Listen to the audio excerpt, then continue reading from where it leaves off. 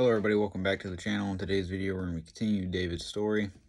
This one's going to be called The Scheming Prince, based on 2 Samuel chapter 14 verse 1 through chapter 15 verse 13. So let's go and continue this. For 3 years David grieves for his son, the only one who is dead and the one who ran away. But he does nothing. Finally Joab confronts him. David, you must do something. The kingdom needs an heir to the throne. And right now that heir is hiding out in exile.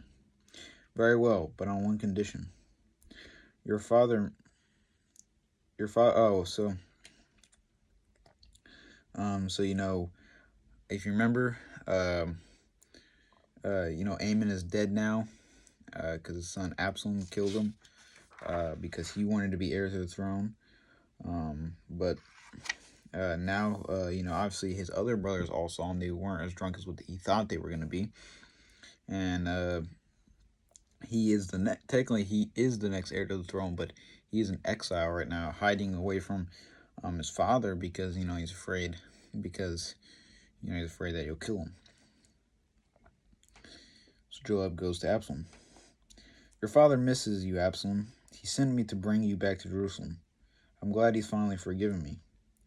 Well, not entirely. He says you can't live in the palace or come to see him. If that's the way he wants it, I will do as my father commands. He won't treat me that way for long, he thinks to himself. For 2 years, Absalom lives in Jerusalem without seeing his father. He resents his treatment, and anger growls until at last he can't stand it any longer. He sends for Joab, but Joab refuses to come. Fine, if Joab doesn't think I'm important enough to talk to, then I'll give him something important to deal with. Joab has a barley field next to mine. Set fire to it. So, for 2 years, his father, he lives in Jerusalem, but his father won't talk to him, he won't see him or anything like that, and he sends for Joab, because he's kind of angered by it, and now Joab won't even want to come to talk to him, so he sets fire to Joab's field. What on earth does he think he's doing? Prince or no prince, I'm going to, and it cuts Joab. He's like, Joab, I'm glad you could join me. I've decided that I'm tired of the isolation my father asked me to come back to Jerusalem. If he wants to punish me for what I did, let him do it. But if not, then he needs to forgive me and treat me like a son again. One day I'll get even with you for the way you treated me, Joab says to him. Grudgingly, Joab takes Absalom's message to the king David. Your son messages you. He wants you to forgive him and welcome him back to the family. He misses me? Truth be told, I miss him too. All right, tell him that he may come and see me. He comes and kneels before him. He says, Stand up, Absalom. I forgive you. From now on, you will be welcomed at the palace as a prince of Israel. Absalom pretends to be humbled as he bows before his father, asking forgiveness. But in his heart, he has an evil plan. Absalom loses no time in letting the people of Jerusalem know that his father has forgiven him. Absalom is the most handsome of all the princes of Israel. His chariot and horses are as fine as the king's. Absalom is a true politician. He spends most of his days at the city gate, winning over the affection of travelers from all over Israel, and encouraging men to tell them their problems. The tax collector has cheated me. I'm going to take my case to the king. Unfortunately, my father is too busy to worry about your problems. Now, if I were king, I'd make sure you got your money back. But I'm not king, and until I am, I can't do anything for you. I wish you were king. Soon, my friend, very soon. So, he's instead of actually taking him to David and things like that, who could see him and could help him deal with these problems, he acts like David's too busy to see him and that he's not going to help them. And, if I was king, though, I would help you. And, blah, blah, blah. Trying to win over the people.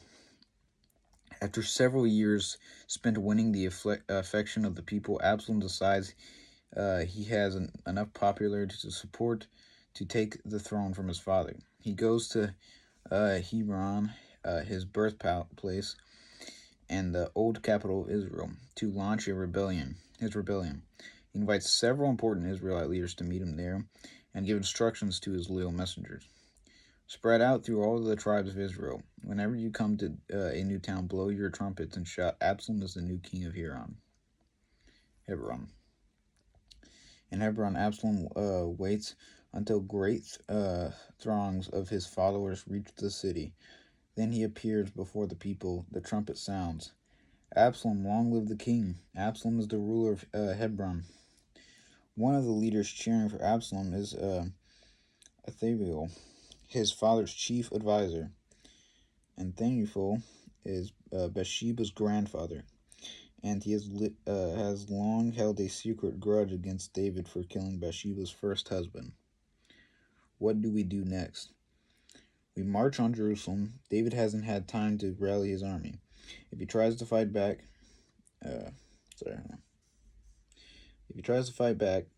he won't have a chance now that you have me and to advise you. Meanwhile, more and more people rush to Hebron. What's the excitement? Absalom is leading a revolt against the King David.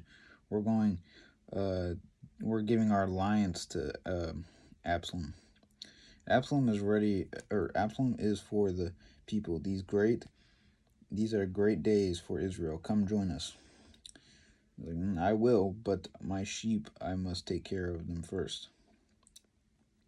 Instead of joining the crowds on the way to Hebron, the faithful shepherd runs north until he reaches the gates of David's capital, Jerusalem. Open up, the king's life is in danger. The people have revolted. They are proclaiming that Absalom is the king in Hebron. My son, why has he done this to me?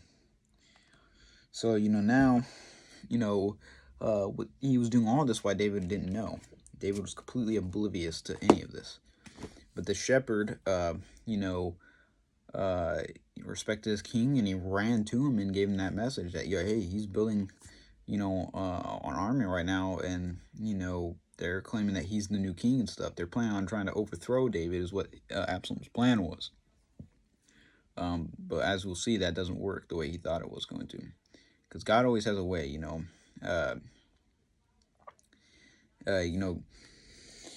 many people think they're going to get away with lots of things, but God always has a way of telling people, just in this story, that guy wasn't there by coincidence. God, told him to go tell David this, because he knew that what Absalom was trying to do. He knew that Absalom was going to try to overthrow David, and David was God's king. He chose him.